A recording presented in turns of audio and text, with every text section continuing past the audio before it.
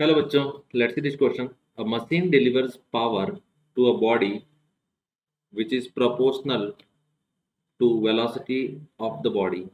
If the body start with a velocity which is almost negligible, then the distance covered by the body is proportional to. देखो यहाँ पे बोल रहा है कि मशीन है जो पावर डिलीवर कर रहा है और जो पावर है वो बॉडी की वेलोसिटी के प्रोपोर्शनल है। तो इन्होंने हमें दे रखा है कि मशीन की पावर p है और बॉडी की वेलोसिटी v है, ये प्रोपोर्शनल दे रखा है।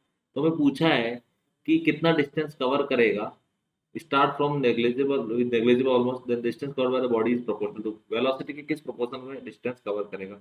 तो पावर को मैं F into v directly proportional to v लिख सकता हूँ। फोर्स जो लिखा हुआ है वो mass into acceleration into v into directly proportional to v लिख सकते हैं। मास कांस्टेंट है तो उसको प्रोपोर्शनल डाल देते हैं, तो v into a directly proportional to v. अब हमें वेलोसिटी और एक्सीलरेशन जो होता है उसको हम क्या लिखते हैं, उसको हम dv बाई डी टी लिखते हैं एक तो, या फिर v dv by d x लिखते हैं। हमें यहाँ पे क्या चाहिए, हमें वेलोसिटी और डिस्प्लेसमेंट में रिलेशन चाहिए। तो हम एक्सीलरेशन को क्या लिखेंगे, v dv by d x लिखेंगे। तो v multiply v dv by d x directly proportional to v। एक v से v कैंसिल हो जाएगा, so v dv directly proportional to dx आ जाएगा। अब दोनों साइड क्या करेंगे, integration. x equal to zero पे वेलोसिटी जीरो है, x पे वेलोसिटी मान लिया v है।